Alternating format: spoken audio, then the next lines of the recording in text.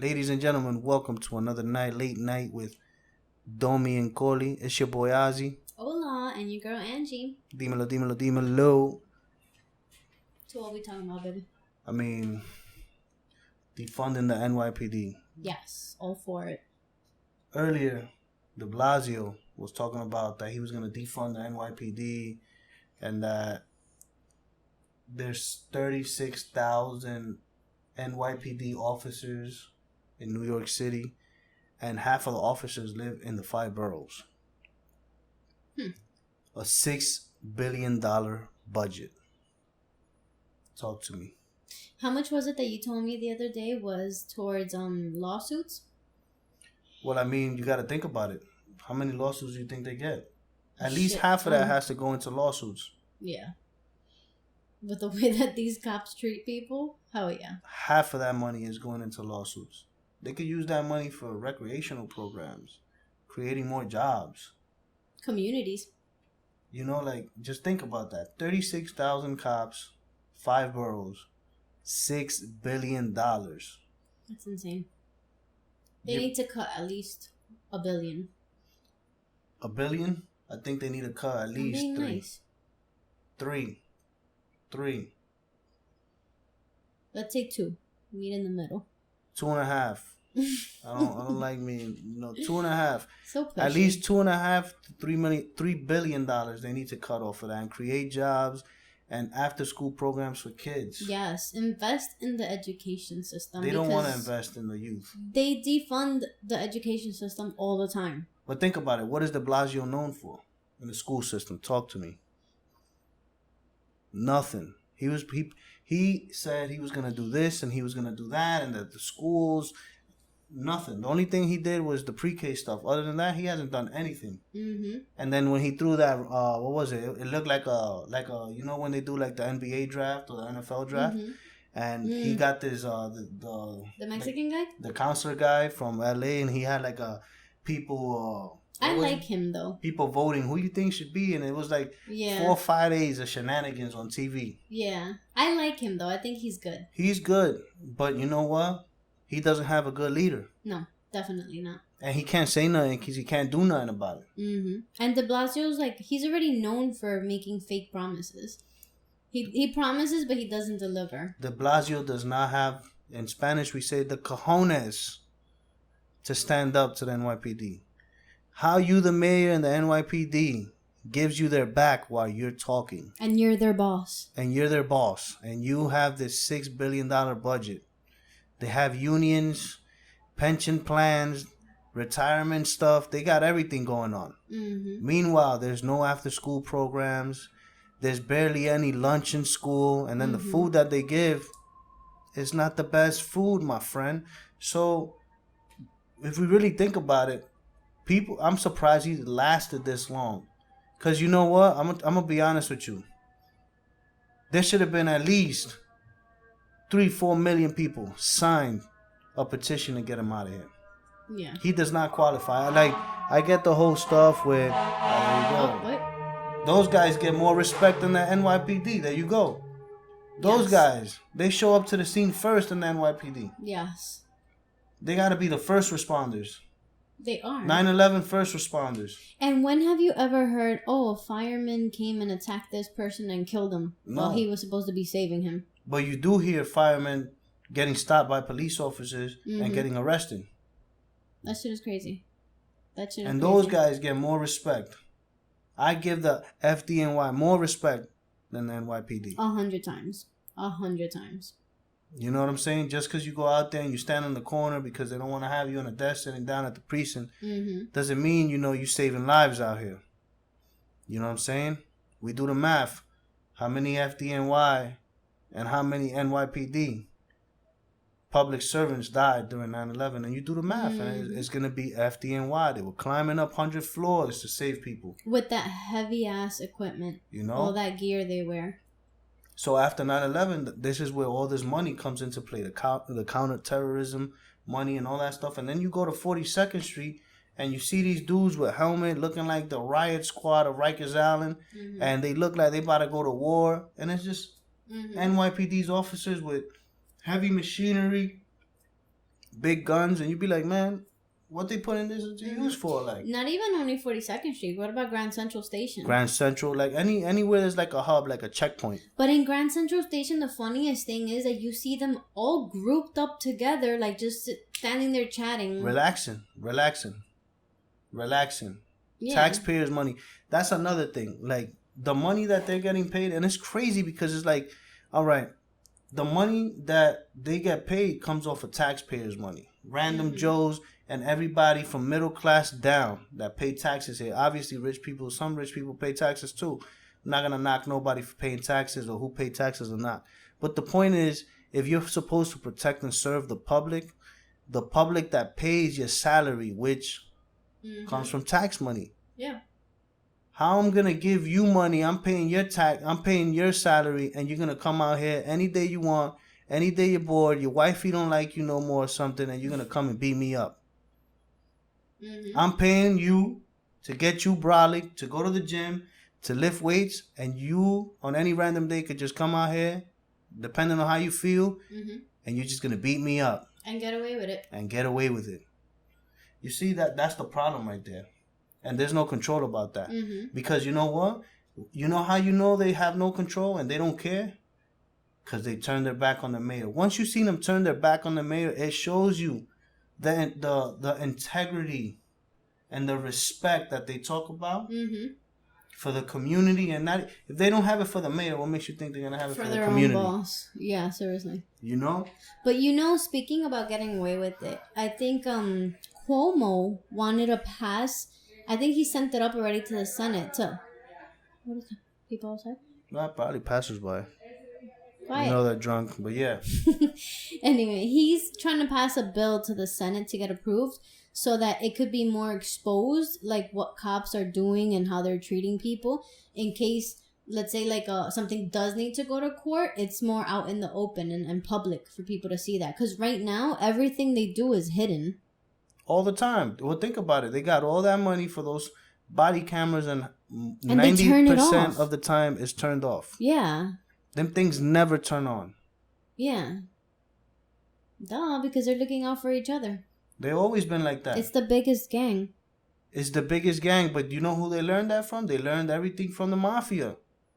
Now they're the biggest mafia. And it is what it is. We call a spade, and it is what it is. We live in New York City, where there's more cops than anything out here. Like, yesterday I was outside smoking a nice cigar, Was it a good company cigar? It was a good company. In good company. You feel me?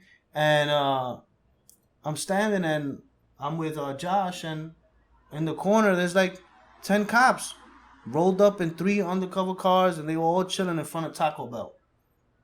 Chilling, posted up like this, looking around like goofs. And those were cops? I saw when I looked out the window. Yeah, they were cops. Wow. They were standing right there. And I was like, yo, Josh, you look at this? That's our taxpayer money, bro. Look at that. Just chilling right there. Wait until 8 o'clock, 9 o'clock so they could go home. Killing time right here. They probably calling and they don't pick up. They randomly pick and choose. And then show up wherever they want to go. You know what I'm saying? Things got to change, And definitely they got to... The only way it's going to change... It's like, it's a business now, right? It's like the same thing the government does to the cartel. Where you hit them? In their pockets. In the pocket. In the money. The cash. The moolah. So if you defund them, we got to start from scratch. But once you start from scratch, you're going to see all those people that was getting all them dollars. Salary's going to start coming down. And what's going to happen? Some people are going to leave. Some people are going to get out of here. Come on, think about it. Like, look at those 57 officers that left the job in Buffalo. I was just thinking about that. Yep. And just walked out. That's 57 new jobs for new people, new training, new opening, and maybe something could change in the future. And that's how you change it. 57 NYPD officers leave. We get 57 new ones trained the right way. And you could already tell the mentality of those officers, because the reason they quit was because they were against the punishment that the 2 officers got for throwing that old man to the floor. He was like 75 years old. 75. And they pushed him down to the ground. The guy he's in stable but critical condition. bleeding from the ear. His head was cracked open. And obviously the 2 officers got suspended, right? Because they didn't even get fired. They got suspended. And 57 quit because they didn't agree with them getting suspended. Dudes like that do that, What? you're fired on the spot. Exactly. If you go to your job and you make a mistake, and there's a costly mistake, you're fired. It's not even a mistake. Like, it's like, I think it was Chris Rock that said it one time. He said, there's some jobs where you cannot have bad apples. He said it himself. True. He said it's like an airline, pilots. You can't be like, yeah, we're great. About 90% of our pilots actually land the plane. That is true. You know what I mean? That is true. Ain't nobody making it safe. You can't have bad apples in certain jobs. There's 0 rooms for mistakes. Yeah, zero room for error. Yeah, that's true. And the only way, things start to change is defund. You know what I'm saying? I know defund and holding them accountable. I know a lot of people are not gonna like this podcast, because we talk what we talk, and we talk it's on our mind. You know what I'm saying? And we talk about anything and everything. So, and we're ruthless like that. Uncensored, savage. And it's late night. You know what I'm saying? So that makes it even worse. But we gotta hit them in the pocket. We gotta treat them like a cartel. We gotta defund them. You know what I'm saying? And we got to bring the union guy down, Pat Lynch. Mm-hmm. Even the last name doesn't even sound good. Mm-hmm. He got to go too. You know what I'm saying? He's the mayor's biggest rival when it comes to the NYPD. Yeah. You know what I'm saying? He got to go too. Yeah. You know what I'm saying? Times got to change. It's 2020. Everybody got a cell phone. Everybody's a journalist now. So... And this is the NYPD's worst nightmare. Yeah. Everybody got a camera, video, and everybody know how to use it. That's your biggest weapon, your cell phone camera. That's your biggest weapon. That's a good one, baby. Thank you. I try. You know what I'm saying? Everybody got to use that phone. NYPD pull you over, make sure you got that phone going off right away, immediately. Let him know he's getting recorded. So anything he says can be used against him in the court of law. Yeah, and Cuomo passed something too, actually, saying that if you're not the one being arrested, you have every right to record. Keep that recording. You don't have to give it in, and the cops can't tell you shit. Yeah, but that comes because previous history, anybody that recorded the police, even if it wasn't their case, like for example, in the Eric Garner case, the guy that recorded the case, what they did? They sabotaged him, and he's still in jail. He's still in jail.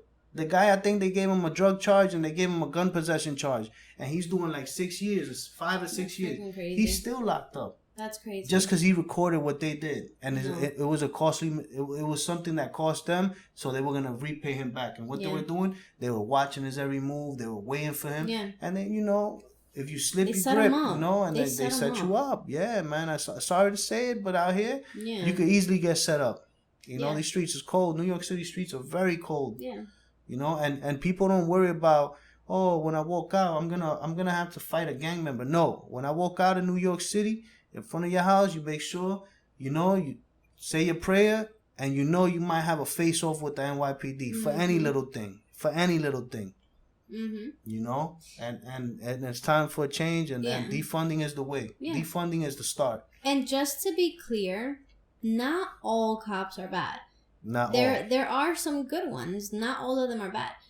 But if you're not holding each other accountable, you're just as bad as the one that's doing the whatever the hell they're doing. Just as guilty. Up. No good. You're just as guilty. Yep. So the solution to the problem is defund the NYPD. Yes. As much as you can. Create jobs and after school programs. Get the Blasio out of here come November, hopefully, and definitely change the union rep for the NYPD. Get him out of here too.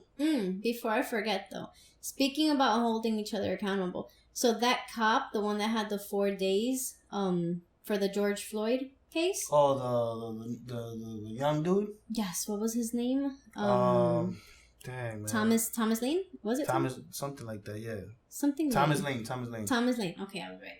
So, obviously, he only had 4 days on the job, on street duty. On street duty, yeah. 4 days on the job. And his family now put a page out asking for support, monetary support from people to try to get him out because his bail is like at $1 million right now. And they don't have the money. So they're trying to say that he did everything he could to save George Floyd's life, that he told the main guy that kneeled on his neck. Yeah. They're saying that he told him, oh, just flip him sideways, don't put him like that. And that when the ambulance came, that he jumped into the ambulance to give him CPR and chest compressions. Yeah, that's what they're saying. And they're saying, supposedly, that the reason he couldn't do more was because he only had 4 days and hierarchy, pretty much. So he was pretty much scared of the other cops because they were more senior to him. So he's scared of the cops, and I guess things got a little tough on the job. He can't take it, right? He didn't hold them accountable. Exactly. Training day. It Yes. sounds like training day, you know? Yes. Denzel Washington and what's this other guy's name? Denzel Washington and dang it, I'm seeing Training his day. face, but I can't remember his name right now. And 4 days on the job, and now he's talking. He's a rookie. And now he's talking. So now he's his own police department is like, whoa, what happened, guy? You're talking too? Because he's pointing the finger. He's saying, like, it was all him. I tried to tell him. But then it goes back to what I said about accountability. If you don't hold the other person accountable, you're just as bad. Yep. You're just as bad. That's a fact, yep. I mean, the solution to all that problem is defund, more jobs, recreational, and change the system from top all the way to the bottom. Yeah. And I'm pretty sure we're going to see a rate of crime going to go down. Police brutality going down. And we're not going to see all those Central Park Karens running around here. Making all those fake calls. That's a story for another moment. Unless you want to get into it now. All right. Nah, that's it. Well, guys, we're going to let you go. You're right about that. Guys, we're going to let you go. This is Late Night with DOMI and COLI. Dímelo, dímelo, dímelo, dímelo. It's your boy Ozzy. And your girl Angie. Peace.